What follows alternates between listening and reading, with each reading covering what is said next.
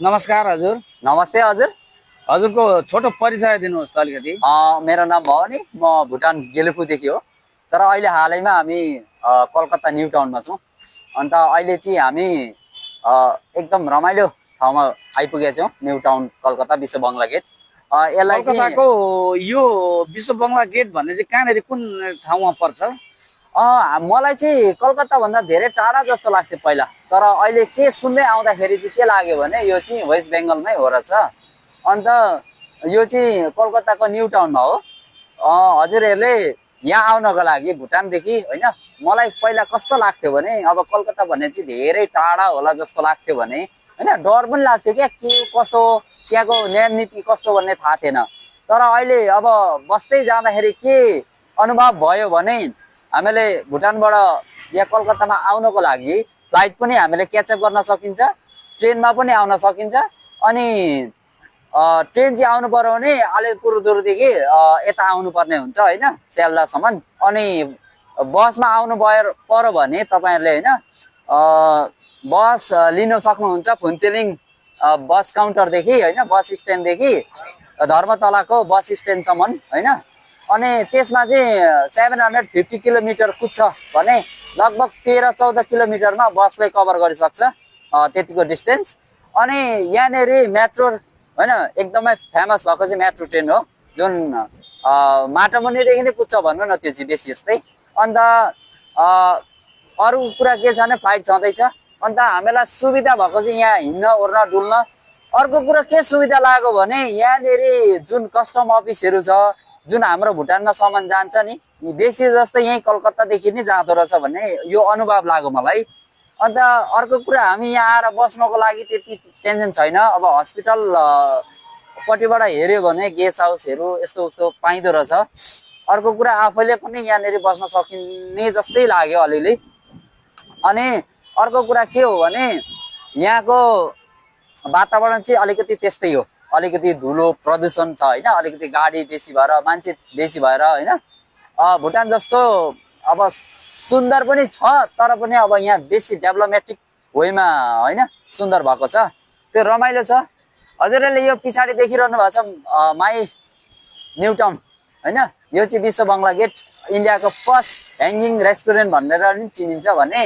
अन्त यसलाई चाहिँ एकदम रमाइलो छ। यसबाट माथि चढेर भ्यू हेर्नुभयो भने 360 डिग्री भ्यू हेर्न सकिन्छ। अन्त यसमा माथि चढ्नको लागि चाहिँ 50-100सम्मको होइन इन्ट्री फी लाग्छ भने लिफ्टबाट जान सकिन्छ। अनि यस्तै गरी हजुरहरू पनि भ्रमणको लागि आउनुभयो भने यो विश्व बङ्गला गेट चढेर हेरेर मनोरञ्जन लिएर जानुहोस्।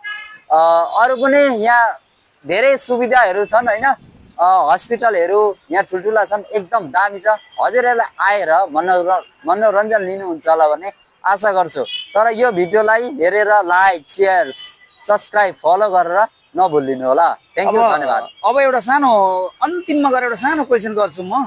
हजुर, तपाईँलाई बिजनेसको विषय लिएर चाहिँ यहाँ कस्तो लाग्यो त? बिजनेस चाहिँ बिजनेसको विषय लिएर आउँदाखेरि म पनि त्यसमा पुरा कौतूहल छु होइन, त्यसमा पुरा इन्ट्रेस्टेड छ। यहाँनिर चाहिँ हामीलाई आएर बिजनेस भेन्डरहरूसँग राम्रो अन्तर्वार्ता चिनजान गरियो भने एकदम सुविधा रहेछ। किनकि हाम्रो दाजु पनि बोल्ने भन्नुहुँदैछ। Okay okay will give you okay okay, आप बोल सकते हैं हिंदी हिंदी हिंदी हिंदी है ना, बंगाली बङ्गला नै समझ नहीं आ रहा है।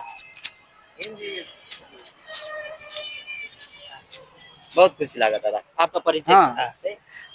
हम लोग इंडियन है, बंगाली है, हिंदू है।